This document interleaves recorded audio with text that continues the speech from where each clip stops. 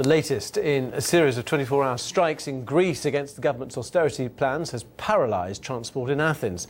Air traffic controllers, taxi drivers and public transport workers were among those protesting. The new belt-tightening measures introduced because of the Greek debt crisis include a new property tax, more civil service job losses and more cuts to pensions.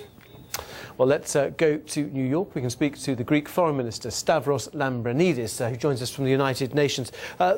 I wanted to start, how does it feel to be at the centre of a global financial crisis in what many people say is a completely hopeless, unsustainable position? It doesn't feel good. We're in the middle of a storm.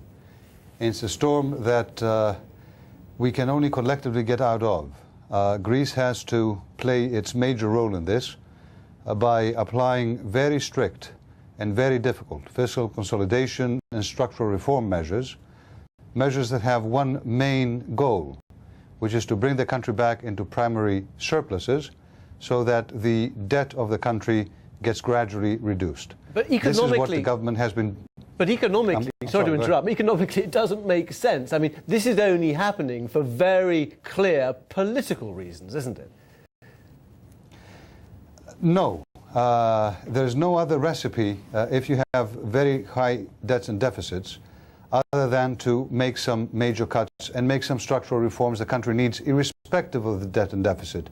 We've had them, whether in health or education or elsewhere, issues in the country that we had promised to change even before the loans and before the programs. However, yes, it is also unquestionable that such major fiscal consolidation measures bring recession, and recession is not the best condition to be in if you're going to be reducing debts, because of course people are out of work, they don't pay taxes and what have you. So the other part of this equation, which is growth and giving more breathing space to Greece so that the very difficult measures that it takes and the sacrifices that people are making can have the time to bring the results, that part of the equation on the 21st of July was decided upon by all EU member states. Much greater extension of the repayment periods for the loans, much lower interest rate, a participation of European mechanisms in buying bonds in the secondary market. But if you weren't... And of course... I'm so sorry to interrupt, but we haven't got a great deal of time, but if you weren't, Minister, part of the Eurozone, you would default and you would have devalued. If we were not, you're saying? Yes.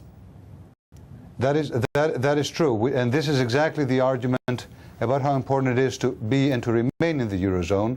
And this is the argument not just that Greece is advancing, but the whole Eurozone has actually committed itself to promote. There are many predictions in the past few months that Greece will collapse at any moment, that the euro will collapse, because, of course, it's not just Greece, but other countries that are in these support programs, that Europe potentially will collapse. All these predictions have been proven false, but that doesn't stop people from continuing to make them. There is no answer to them other than to put our heads down, to apply the tough measures we need to apply, to invest in the competitive advantages of our country and other countries in Europe to do the same for theirs. And in Greece, if you look at the energy potential with the wind and the sun and the water that we have, if you look at the shipping industry or tourism, if you look at agriculture, you look at advanced technologies, we are leaders in most of them in Europe. Investing in them is the hope. We are not going to despair, although many people want us to despair. We are not going to throw our hands up. The Greek people, of course, are not happy. They're not celebrating in the streets. These are extremely tough measures. They're not celebrating in the streets, they're demonstrating in the streets, Foreign Minister. Of course, and one would expect that. And they are extremely... We are a democracy. And they are extremely angry, and many people are saying they either pay taxes or they choose to live. How are you going to contain that public anger? Even your tax collectors are out on strike. I don't intend to contain anything because I'm a democracy. What I intend to do is to convince people, and the vast majority of the Greek people have shown up to now the wisdom. If you look at the measures we've taken and the changes we've made in only 1 year, no other European country in history has ever managed it, from cutting the deficit by 5 percentage points, which is a remarkable contraction of the economy, from reducing 10% of the public employees to all these other changes in only 1 year. Now, this is not easy, but the fact of the matter is we are committed to get out of this difficulty. We are committed to do it, and our partners in the EU are committed to do it together.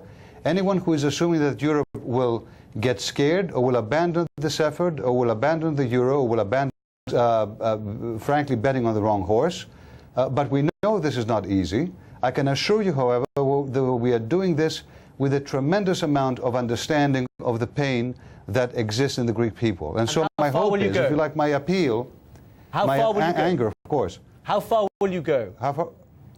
In terms of the structural changes, you mean?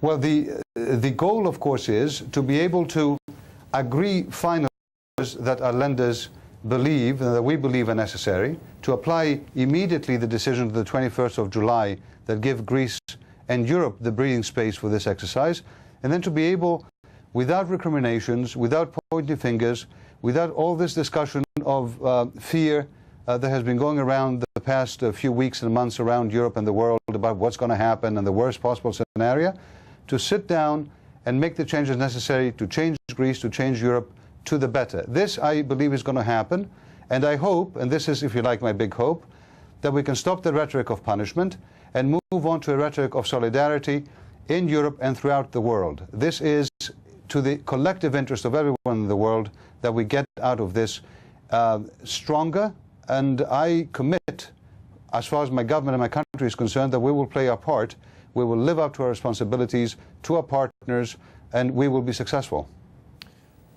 Foreign Minister Stavros Lambrinidis, thank you very much indeed for joining us on the programme there from the UN in New York. Thank you.